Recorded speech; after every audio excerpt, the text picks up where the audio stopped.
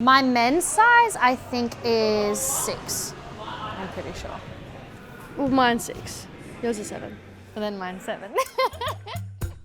The decision to award Australia and New Zealand as joint hosts for the 2023 FIFA Women's World Cup was a huge moment for women's football. Although Australia has seen much progress, the sport is still fighting for equal treatment around the world. It was only in 2007 that the tournament offered women prize money. That year, champions Germany took home $1 million, while the men's champions were awarded $18.5 million. The top prize for women has since increased to $4 million, but so has the men's to a whopping $38 million. With the prize money up for grabs so disproportionate, national teams are doing what they can to equalize it. In 2017, Norway's men's team accepted a pay cut so the women's team could be better paid. In 2020, both Brazil and England agreed to pay the men's and women's teams the same amount in match fees and bonuses. Australia has also agreed to split commercial revenues equally between the men's and women's national teams. And the Matildas have also been promised a monthly wage. Professional clubs will also pay women the same minimum wage as their male counterparts. And at the grassroots level, things are shifting too. I would say most people are pretty surprised when I say I play soccer.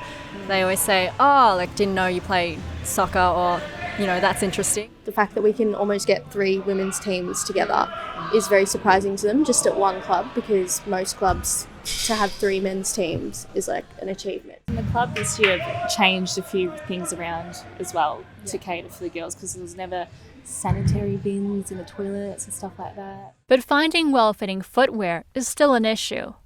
Unlike running shoes or sneakers, where entire ranges are designed for women, female football boots just don't exist. Depending on the size of their feet, most women will either buy a men's boot or a children's boot, which is less supportive. Footwear giants Adidas and Nike claim their boots are unisex. Adidas advises women to go down 1 size, whereas Nike recommends going down a size and a half to convert their size into men's. Charlotte and Phoebe McLaren have played soccer for more than 10 years. In women's shoes, Charlotte wears an 8, while older sister Phoebe wears a 9. Our dad buys our boots because we struggle to find ones that fit. When Dad finds one that fits us, he just gets us all the same ones because it's so rare. You'd probably allow twice as much time as if you were going maybe for a boy. You find that some of the sizing's not quite right. Often they'll have a little bit more narrow feet than what a boy would. So sometimes your range of products that you can look at and purchase is not as much as what a boy's or male boot would be. I've always bought kids' size boots just because men's sizes don't fit, and there's not that many women's size boots. My main issue is that because they're designed for kids, they don't fit my feet properly in some parts, like some parts are tighter than others. After a game on Sunday, my feet on Monday are incredibly sore on the sides and kind of near my ankle. Megan Grove has been playing indoor soccer for 4 years. In women's shoes, she usually wears an 8 or 9, which, according to Nike's conversion chart, equates to a men's size 6 or 7. At the moment I wear men's size 10 because it's not that my feet are that big, they're just very wide and no boots fit me really. They're way too long. Women's feet and men's feet in general are quite different in their shape and their size. Women's feet are a lot thinner and narrower, especially at the heel. And so when looking at men's feet, they'll typically have a thicker foot, which when you look at the shapes of shoes, makes for a very different fit on the foot. Whether too wide or too narrow, wearing ill-fitting boots causes complications. So the girls often take measures into their own hands. I often get bad rubbing like on my bunion sort of area, and in an outdoor season I had to tape foam to my feet because my shoes just hurt so much. Sometimes you have to double sock to fill it in. I have to tape my toes, certain toes and my feet sometimes, just to try and prevent blisters. But yeah, I also double sock as well. If your foot can move around in the shoe, you're going to get friction over those different areas, which creates blisters. You'll also get the foot hitting the end of the shoe, which is where you get black toenail. Aisha Imran has played competitive futsal, a type of indoor soccer, for the last 8 years. She now manages 2 women's teams in Victoria's State League. Some of the shoes I've owned in the past have been too narrow for me, so that's caused a lot of issues in my toes blistering up. The heel of the shoes are a bit too wide also when I've got a narrow heel. I do have to use orthotic insoles to just, support and fill out that space. Not only are men and women's feet shaped differently, our bodies are too, which leads to differences in how we run and move. There's also biomechanical and anatomical differences. Men and their hips are sort of over the top of their knees and then over the top of their ankles, whereas with women their hips are wider, then their knees generally will come in closer, so that typically when women land for jumps and all those sorts of things, their knees are closer together and their ankles are actually wider apart. Women will typically have more of a knocked knee appearance as well, which creates more movement at the ankle. And so if the shoe is too big or too wide, the foot can move within the shoe. And so that just creates a whole nother level of instability that the body has to then try and deal with. Because of wider hips, women are predisposed to more instability at their joints. So having well-fitting shoes becomes even more important. Instability at the knee and ankle could be one reason why Aisha suffered a severe sprain and has to tape her ankles for support before every game. So I've torn a few ligaments on my right ankle a few years ago, so I was on crutches for a few weeks. But I went back playing after about 2 weeks off, when it should have been about 4 months off. Started using an ankle brace, started taping up before every game. I go through a 5-meter roll, maybe every 3 games. And that's a lot of money, I suppose, that goes into that, yeah. Having knees under more force could be one reason why anterior cruciate ligament, or ACL injuries, are more common among females who play soccer and AFLW. A 2013 study of high school athletes found a higher rate of ACL injuries among girls playing soccer than for boys. Closer to home, the ABC reported that AFLW players were 9 times more likely to sustain an ACL injury than their male counterparts.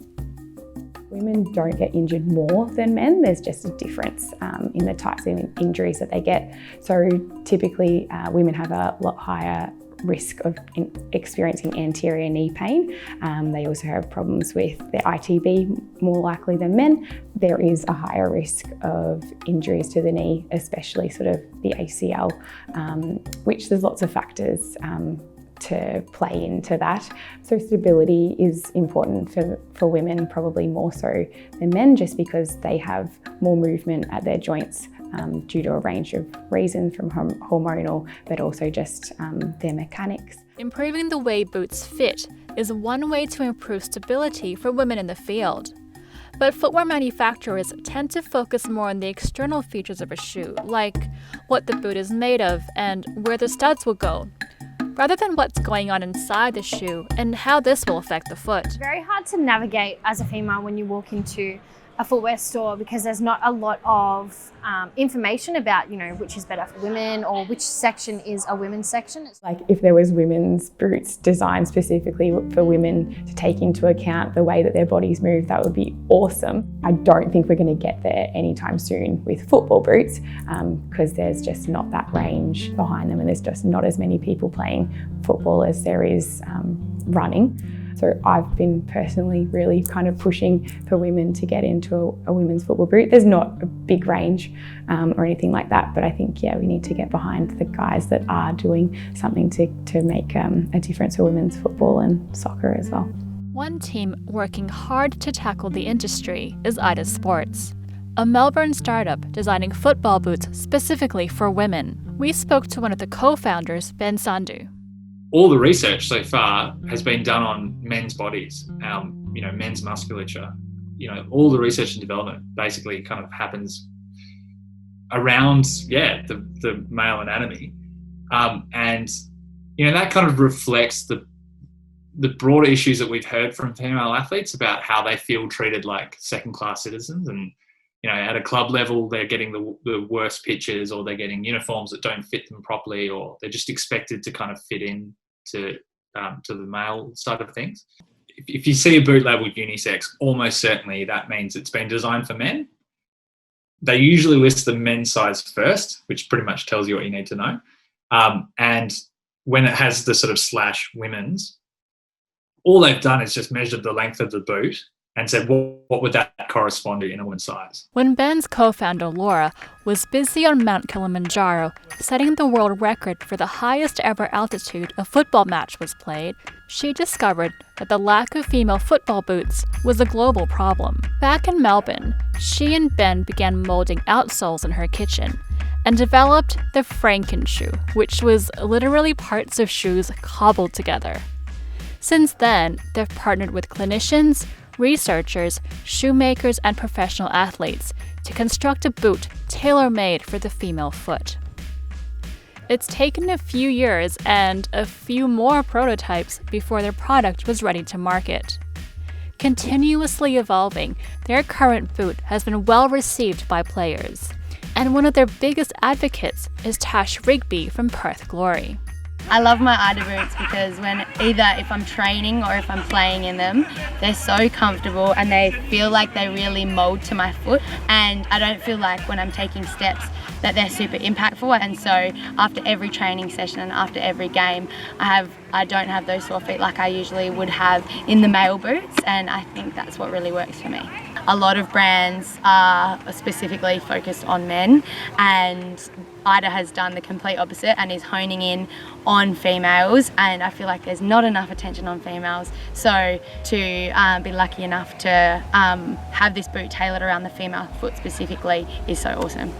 Ida Sports will soon enter the US market, where women's soccer is more popular than ever, thanks to the women's national team. But with an athletic footwear industry worth $16 billion US, Ida Sports is facing some fierce competition. We realize how crazy what we're doing actually is. We are taking on like billion-dollar companies, which seems a bit foolhardy. But really, I don't see a downside to what we're doing, because the more that I've learnt as we've gone along in this process, the more I've realised how broken the system actually is. But, at the end of the day, if one of the big guys turns around and they just make millions of products that all of a sudden just work super well for female athletes and, they crush us, well, as long as we don't go bankrupt, I think that's a pretty significant impact to have on the landscape. But more needs to be done within the community to make the sport more accessible for girls and women. When I first started, it was pretty tough because in my team, it was a mixed team, but it was mostly boys, and boys got a lot of the game time. Yeah, I definitely think that even though it might have started off with people just assuming that girls aren't good at soccer, it definitely affects you long term, because if boys are given more game time when they're still developing skills, then the girls do get disadvantaged later when they're not as skillful because they didn't get those grassroots skills. I definitely didn't play footy like my brothers did. I played netball or did dancing, and so now that footy for girls is so big, we just probably don't have the same level of body awareness and how to take a tackle and how to land when we've been bumped.